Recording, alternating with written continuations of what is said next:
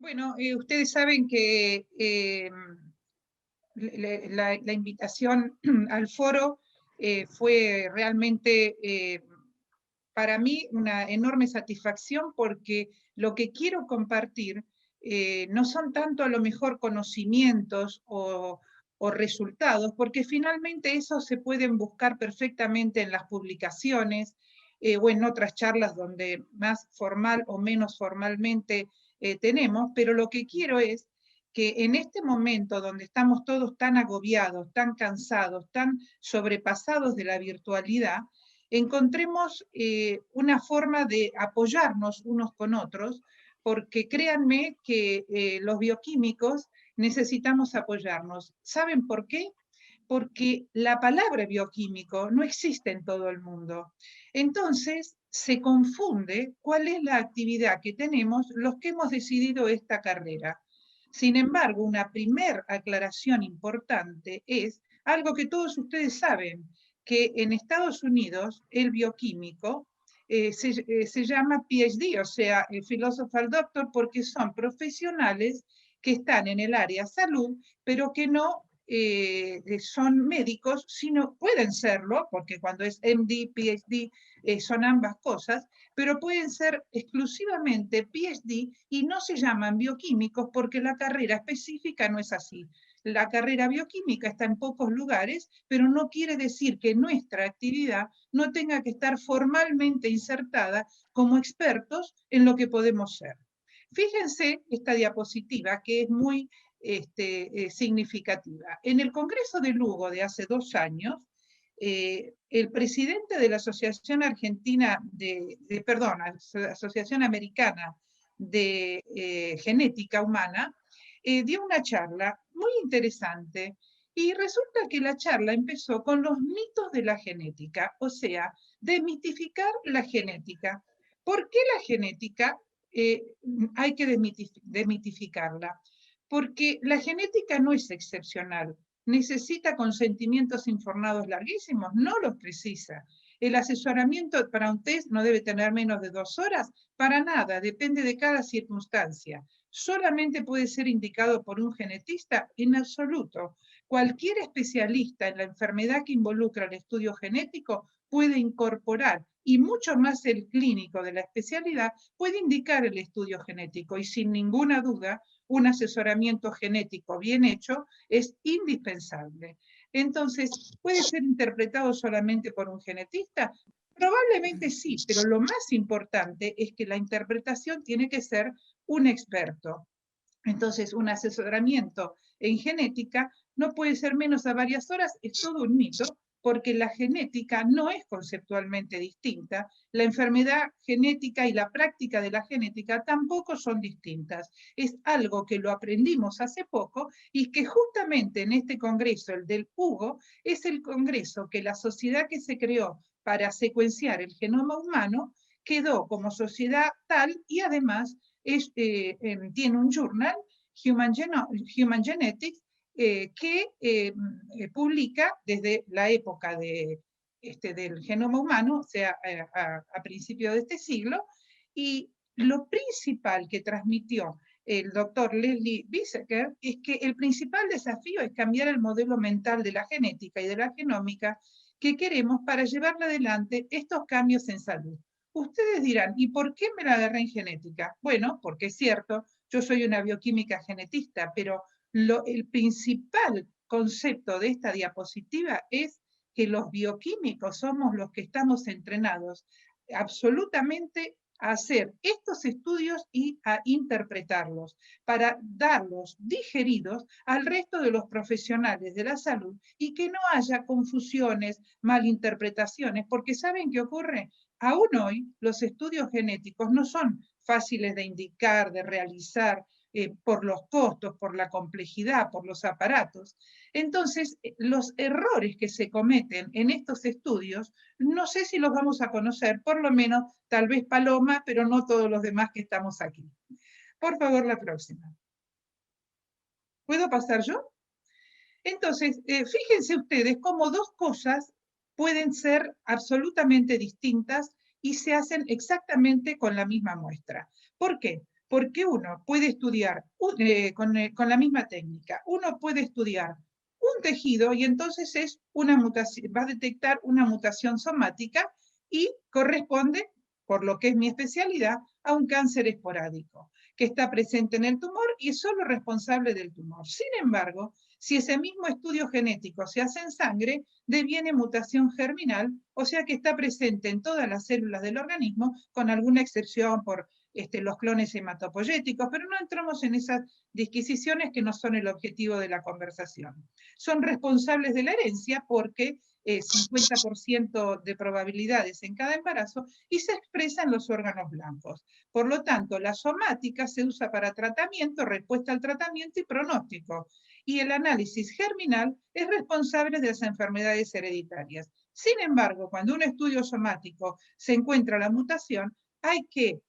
analizar inmediatamente en sangre para ver si es una mutación del tejido o una mutación germinal que afecta a toda la familia, para arriba y para abajo, o sea, padres, tíos, a cualquier generación hacia arriba, o hijos, sobrinos y cualquier generación hacia abajo. Por eso la gran utilidad de detectar una variante. Así nació la famosa medicina de precisión, que ustedes saben que en algún momento, seguramente se acuerdan, se lo llamó medicina personalizada y demás, pero hay que entender un concepto, que la medicina de precisión se aplica a un grupo determinado de pacientes que comparten ciertas características. Y a lo mejor la palabra personalizada daba lugar a un poquito de confusión porque no es para una persona, sino es para el grupo de personas que comparten cierta característica y que por lo tanto van a poder responder a un cierto medicamento. Por supuesto, el American College de Medical Genetics and Genomics tiene guidelines y demás, o sea que yo empecé esta especialidad hace 30 años y la verdad es que era bastante estresante en el sentido de que no había mucha información, pero ahora les aseguro que la información nos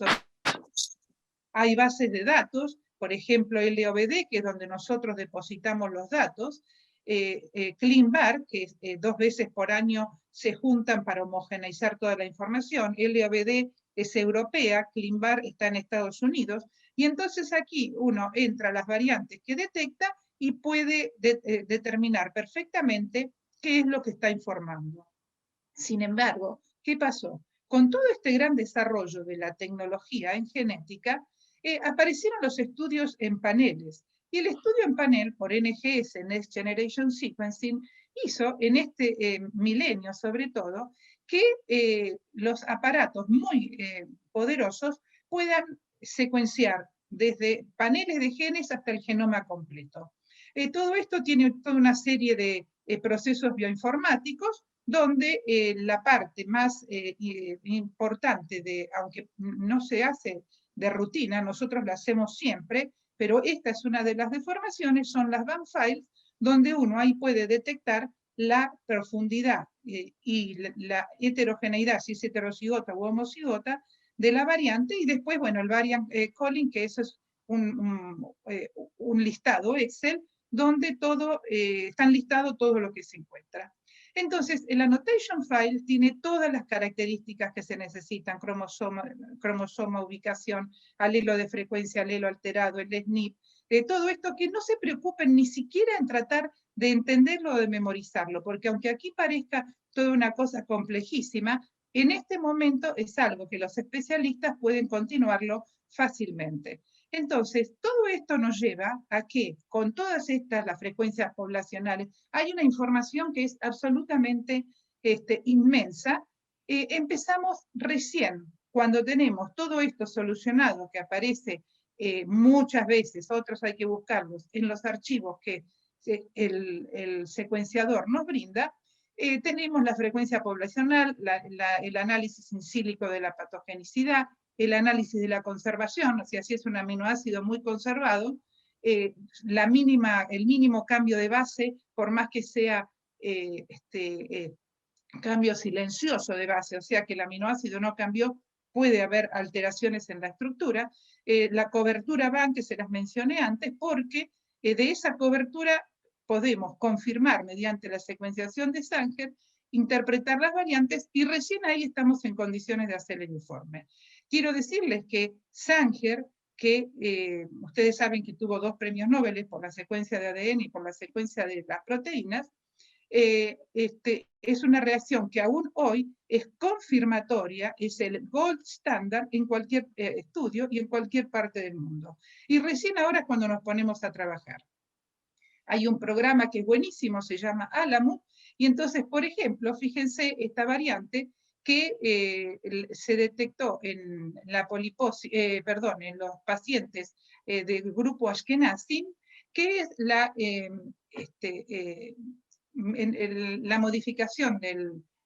codón 1307, y que ese codón no provoca poliposis en el gen APC, provoca hipermutabilidad y aumenta el riesgo de cáncer de colon. O sea que el APC, que es un gen totalmente asociado a la poliposis colónica, en este codón en particular no está asociado a la poliposis, sino a un incremento del cáncer de colon. O sea que cada codón, fíjense la cantidad de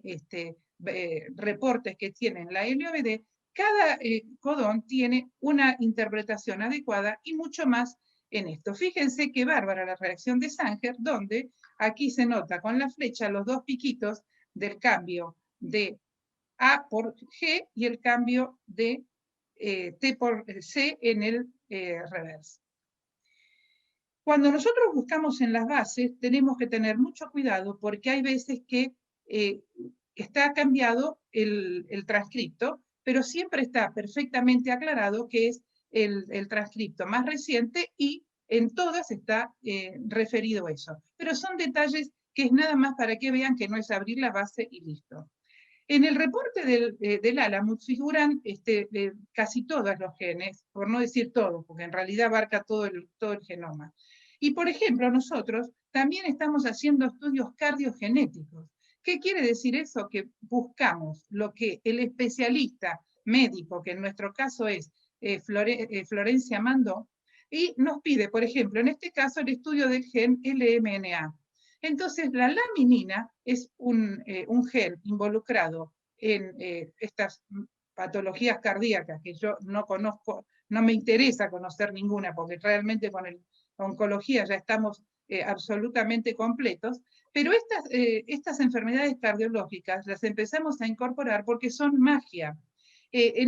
Ustedes saben que increíblemente, cuando uno detecta a un paciente con la variante patogénica y estudia a los familiares, preventivamente le ponen lo que sea, el aparato, el marcapasos, lo que sea, y previenen la muerte. En otras palabras, muchísimas de las muertes súbitas podrían detectarse previamente con un estudio cardiológico. Y finalmente acá estamos nosotros, los bioquímicos, frente al informe, que es lo que tenemos que informar. Miren esto, este es el primer estudio que hicimos, no sé si el primero, pero uno de los primeros en cáncer de mama, donde con 134 casos, que en aquel momento, 2012, nos pareció que estábamos cambiando el mundo, y miren cómo es la genética en el ser humano. En este paper describimos 17% de mutaciones globales, 21%, globales quiere decir de cualquier parte del mundo, 21% de europeas, pero 25% de mutaciones eran de origen local, o sea, nobles. El cuadrado, el sector circular color salmón, eran las variantes que no se habían descrito en ninguna parte del mundo. Cada vez son menos las nobles porque cada vez hay más variantes reconocidos, pero fíjense lo que había que remontar hace no pocos años. Y esto es, fíjense las variantes que hay que se repiten en los seres humanos, y en este Excel ustedes ven que hay 34 variantes recurrentes, pero que lamentablemente solo reflejan el 5% de la 4,79 de la población analizada. Esto quiere decir que en nuestro país, para cáncer de mama, no es posible tener ningún panel. Sin embargo, ustedes habrán escuchado más de una vez que aparecen paneles de cualquier otra población y que, como se llaman, por ejemplo, un panel hispano en el sur de Estados Unidos, lo quisieron imponer en Argentina y sin embargo nadie lo aceptó, y sí en Brasil, donde, donde lo hicieron y les dio 4%. O sea que todos estos estudios es nada más para demostrarles cómo el conocimiento bioquímico de la especialidad puede ser absolutamente definitorio en una especialidad. El exoma es un desafío, pero sin embargo, si está correctamente abordado, es un estudio muy interesante porque permite analizar los exones de todos los genes del genoma. El estudio es muy complejo, sin embargo, lo que hay que hacer en un exoma es el filtrado de acuerdo al fenotipo de la patología del paciente, y estos son los colores de todas las zonas que se detectan en el exoma, y como ustedes verán, el estudio es muy eficiente y no cambia mucho en los distintos pacientes. Sin embargo, fíjense que, por ejemplo, en cáncer de mama, todos los pacientes que analizamos por exoma, resulta que la mayoría está en los dos genes que no cubre para nada más que el 30% o el 20% de las variantes, y aún con todos estos avances, no avanzamos más que al 25%. En otras palabras, quedan más del 70% de los pacientes que cumplen los requisitos para estudio de cáncer de mama hereditario que no son diagnosticados. O sea que todo esto son datos para que vean la necesidad que tenemos de que los estudios sean más abarcativos y menos específicos. Por ejemplo, hay que enfrentar un caso como que el CDH1 aparece en cáncer de mama y resulta que el CDH1 es patogénica definitoria del cáncer de estómago. Por ejemplo, New York Times pone a esta señora que dice perdón, me tapa esto y lo quiero decir en el Finding Risk Answers in Gene Test, que es un tema desafiante para un periódico, pero no nos tiene que confundir porque el riesgo con una variante patogénica existe y hay que evaluar la aplicación de las soluciones, que ustedes saben que por el momento en oncología la mayoría son cirugías. Sin embargo, lo primero que hay que destrabar en este caso es si Tamika, la señora, es hija de su papá, porque se supone que de la mamá estamos seguros, para ver si realmente no es que no es hija de su papá y por lo tanto el verdadero papá tiene antecedentes de cáncer de estómago. O sea que esto es para que veamos que no todo lo que se ve es lo que corresponde al caso. No me pasa la siguiente.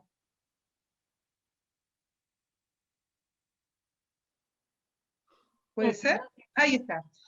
Entonces, fíjense lo que ha aparecido en los últimos tiempos. Los Direct-to-Consumer Laboratories, conocidos al menos 23andMe, Color Genomics, MyMedLab, Positive Biosensors, etc., son laboratorios que hacen estudios masivos, que son los que yo los llamo de alguna manera, por ahí ahora están menos dispersos, pero en general son los que se hacen sin indicación médica, y que yo los llamo horóscopo genético, porque les dicen qué porcentaje de variantes tienen de una zona, de otra, de una cultura, de la otra, y por ejemplo, cuando nos dicen a una persona rubia de ojos celestes que tiene 20% de africano, uno dice, ¿cómo puede ser cuando el primer ser humano fue de África y por lo tanto algo nos debe quedar siempre? Eso no está mal, cada uno hace lo que quiere, no es que no se lo tengan que hacer el estudio, pero el problema es que hay estudios de color genomics, por ejemplo, aquí en Argentina, que como mejoraron un poco la cobertura y demás, los utilizan para hacer diagnóstico, o sea, no lo hacen el estudio, sino que hacen la secuenciación completa de color genomics que se inició como un DTC laboratorio. Entonces, nunca hay que usarlo con método diagnóstico, a menos que cumplan con los CLIA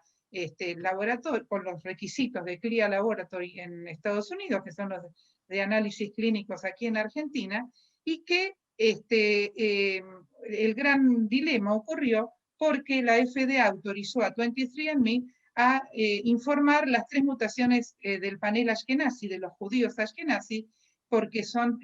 hay tanta endogamia que tienen nada más que 3 mutaciones. Para que tengan una idea, en los no judíos la variabilidad de mutaciones son más de 3.000. Entonces, detectar cómo están 3 mutaciones es relativamente simple, pero eso crea una falsa ilusión de seguridad porque no es eso lo que define la patogenicidad en cáncer de mama, sino mucho más profundo. Tanto es así que mandé una carta a la Nación cuando apareció esto de la aprobación de la FDA y un artículo que Aldana Vales explica muy bien. Y bueno, lo que puse es que los clientes pueden elegir 2 servicios, conocer la ascendencia o adelantar el combo, y agregar la posibilidad de saber si tienen mutaciones genéticas asociadas a, a cáncer, y entonces el no tenerla puede crear la falsa ilusión de que no tiene ningún riesgo y solamente se evaluaron 3 mutaciones. Entonces, en un estudio en cáncer hereditario, tenemos que saber que hay grandes rearreglos que se determinan por MLPA, que es una técnica múltiplex de análisis de grandes rearreglos, que el informe tiene que ser detallado y claro, con todas las variantes encontradas, y que nosotros somos los mejores compañeros de los médicos en el sentido profesional, porque el médico solicitante muy difícilmente puede estar al tanto de todo lo que esto significa. Y que la información de la población local es muy importante, porque como les mostré, en apenas 10 años atrás, menos 9, el 25% eran solo de nuestro país. Entonces el informe que tenemos que hacer tiene que describir perfectamente todo lo que se hace. No se crean que es tan simple. Hay muchísimas veces donde no aclaran que exones completos de genes no se informan. Esto en amarillo es lo que nosotros ponemos, que aunque en las tablas de genes, en las tablas, en las bases de genéticas estén como una clasificación, nosotros la reclasificamos porque como tenemos más de 3.000 casos analizados, estamos con total autoridad de decir que aunque estén como variantes de significado incierto, para nosotros no tienen significancia clínica porque la hemos detectado en muchísimos pacientes y además en coexistencia con variantes patogénicas, lo cual elimina la posibilidad de que lo sean. Finalmente, 2 palabras del genoma que todavía no se puede utilizar en clínica, pero que va a ser realmente lo que va a destrabar muchísimo todos estos estudios, y por eso tenemos que estar a la altura de las circunstancias, porque fíjense, nosotros empezamos ya un estudio de BRCA porque por alguna razón la mayor probabilidad no la van a dar los paneles de genes, sino profundizar el estudio en el BRCA, en los BRCA, tanto el 1 como el 2, y entonces empezamos en 25 familias el genoma completo. 25 es muy poco, pero es como para ver qué encontramos, y resulta que el rango de variantes intrónicas, no las que describimos antes, que son todas exónicas, las intrónicas llegan hasta 139 por paciente. Se imaginan que esta variabilidad es definitivamente muy amplia, y fíjense que empezamos para ver qué es lo que se encuentra, cuántos se repiten, y entonces cuando vimos que había 5 variantes, 5 pacientes con una sola variante de 25, dijimos bingo, pero cuando la fuimos a buscar a las bases de datos, esas variantes eran patogénicas, o sea que todavía tenemos que seguir. De vuelta no me pasan, ahí está. Estas son las variantes que resultaron benignas. Y en BRCA2 lo mismo, el máximo era de 119 variantes, o sea que el tema no es simple, pero esto nos va a dar la respuesta. Para todos les digo que en este momento no hace falta el secuenciador. La terciarización, que significa tener las variantes completas en todos los niveles, para poder construir así el informe con total solvencia, es algo absolutamente disponible, y no está mal tener un secuenciador, por supuesto, es el sueño de todos, pero para hacer una parte del estudio, el estudio bien hecho hay que hacerlo en un aparato bien capaz de que nos dé 500 por de profundidad de lectura, y de ahí en más empezar a elaborar. Terciarización no es derivación, que no está mal derivar, cada uno decide qué hacer, pero copiar y pegar no forma recursos humanos, y nosotros lo que todas las profesiones permanentemente precisamos es formar recursos humanos, y además no se aprende en ningún aspecto, ni el que lo hace ni el que lo recibe, porque el que copia y pega no aprende ni puede discutir, en el mejor de los sentidos, ningún resultado. Fíjense que aparte tenemos el tema del sesgo latinoamericano, donde apareció un paper donde hacían el clinical testing de BRCA1 y BRCA2, una foto de todo lo que ocurre en el mundo y no habían incluido América Latina. Por esa razón, nos juntamos de México, Costa Rica, Colombia, Brasil, Uruguay, Chile, y me olvido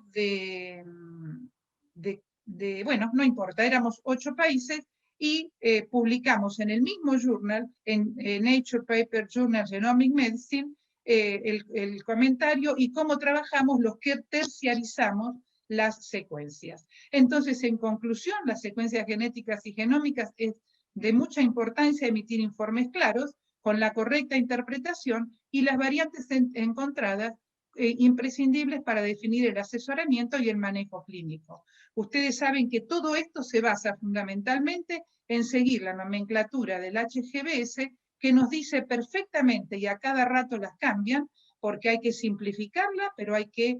actualizarla, y es necesario porque de lo contrario no estamos mencionando bien las variantes. Los hallazgos en los tejidos tienen consecuencia somática práctica, como ya les expliqué, y todo esto es muy específico, pero lo más importante es lo que está abajo, que la interacción profesional entre el laboratorio y el médico es muy importante y enriquecedora para la comprensión de los resultados. El colmo que les digo es algo que está muy en boga, que dice que bioinformáticamente se puede determinar algo que son los CNVs. ¿Y qué son los CNVs? Los CNVs es el copy number variation de cada gen. Toda esta parte de la presentación la preparó Leandro Gutiérrez, uno es licenciado en genética del grupo que tenemos en genotipificación en CEMIC, y justamente lo preparó porque es un cálculo bioinformático que no lo corroboran en casi ningún laboratorio por un ensayo real. Y estas son las cosas que los bioquímicos tenemos que tener en cuenta. No podemos permitir, o sea, está muy bien que esté el copy number variation, pero no se puede actuar frente a él porque nosotros hemos encontrado los dos errores, tanto como que el copy number variation da que no hay variación y hay gran rearreglo, como al revés, que hay gran rearreglo y el copy number variation no lo detectó. Fíjense que este concepto es viejo porque Lejeune, un famoso genetista, ya en 1959 lo aplicaba, y el CNV realmente está en todas las enfermedades,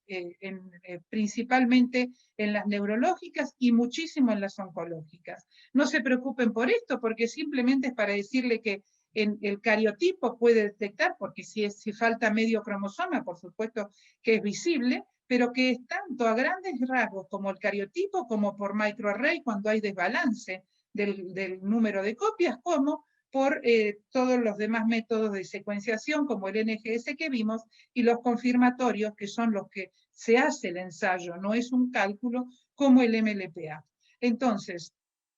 los métodos deben realizarse porque son indispensables. Un falso positivo o un falso negativo es realmente muy importante, y miren la diferencia que hay del resultado predicho, del verdadero positivo, y la diferencia que hay del 57, 72, 6,4, 84, en cualquier, porque todas estas alteraciones de alta confidencia, de confidencia media, las deleciones, las duplicaciones, las regiones target, etcétera, son todas alteraciones que se detectan por el copy number variation, y nosotros, por ejemplo, en este caso, hemos detectado que un copy number variation positivo en CHEK2, cuando hicimos el estudio, no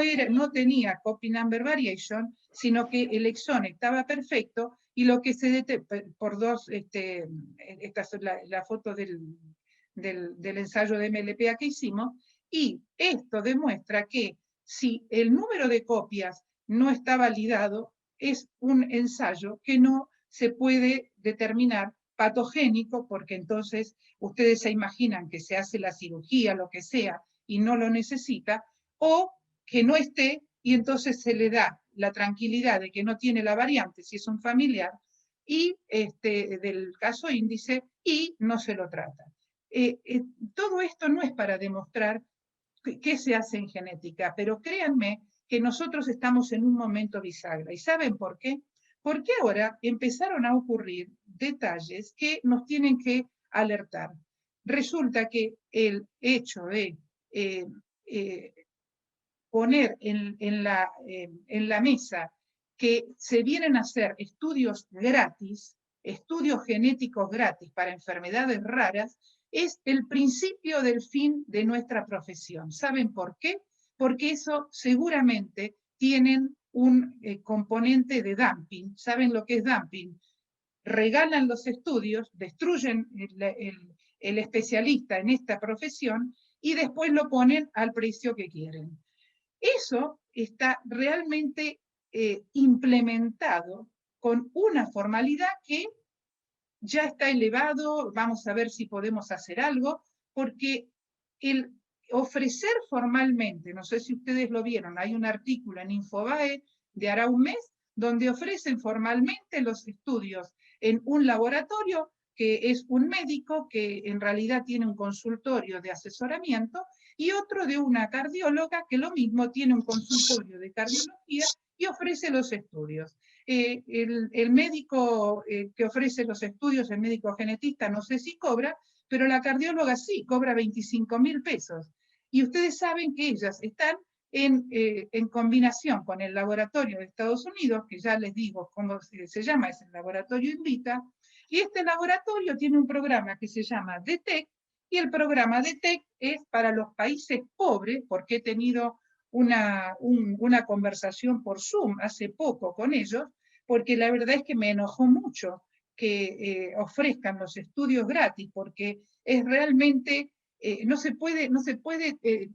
tolerar que vengan a ofrecer los estudios gratis y no utilicen ninguna vía legal, porque si ellos ponen un laboratorio aquí, lo instalan, lo procesan y lo quieren regalar, me imagino que no tenemos muchas armas, pero no moverse de su lugar en Estados Unidos y venir a ofrecer los estudios gratis es realmente una competencia desleal, antiética y no ayudan a nadie. Así que bueno, tuvimos una charla bastante larga por Zoom, fueron muy amables, me trataron de explicar que era para los pacientes pobres, pero por supuesto no sé, no sé si va a terminar en algo o no, pero realmente quería compartirlo porque nuestra profesión está realmente en la mejor de las épocas. Los aparatos no pueden ser mejores en cualquier especialidad. Y yo me concentré en genética para que vean lo amplio que es el campo y todo lo que tenemos por hacer. Pero enfrentarnos a estas competencias desleales realmente es una tarea que todos los bioquímicos nos tenemos que unir y los que están en ese tema, yo les ruego que envíen su preocupación, su apoyo al colegio para que juntos podamos por lo menos ordenar esto, porque hay un paso que se está haciendo muy mal, que es el permiso que hay que pedir al Ministerio de Salud para que deje salir material biológico humano. Entonces, para que eso salga hay que mentir, porque en una parte hay que decir que el estudio no se hace en el país, porque si se hace en el país no hay ninguna razón para dejar salir el ADN. Y ni hablemos de las cosas bioéticas y de la protección de los datos personales de los pacientes, porque ya con eso se excede cualquier límite. Yo les pido disculpas por haberme concentrado en la genética, pero realmente es tan el boom metodológico que me pareció el mejor ejemplo de que estamos en la mejor época, que no podíamos tener mejor determinación, mejor calidad de estudios, aunque no tengamos el aparato, y además poder informar con calidad mundial. Entonces, si ustedes, algunos están en este tema, yo les ruego que se unan a la protesta de poder evitar estos abusos y que nosotros, entre nosotros, cooperemos en hacer los mejores estudios y nuestro mejor amigo es el médico. Y el médico no tiene idea de cuán grave es todo esto de que se estén regalando los estudios. Tanto es así que esta médica tiene el consultorio en una torre de Retiro, el otro médico tiene el consultorio en la calle Olleros, o sea, todos lugares paquetes para analizar pacientes pobres. Y créanme que no es una movida ni política ni nada, es exclusivamente defender nuestro trabajo y darnos coraje entre todos para luchar por nuestras fuentes en forma correcta, porque saben qué pasa, la formación de recursos humanos es fundamental y con esto están destruyendo que los bioquímicos podamos evolucionar como lo hemos hecho hasta ahora. Muchas gracias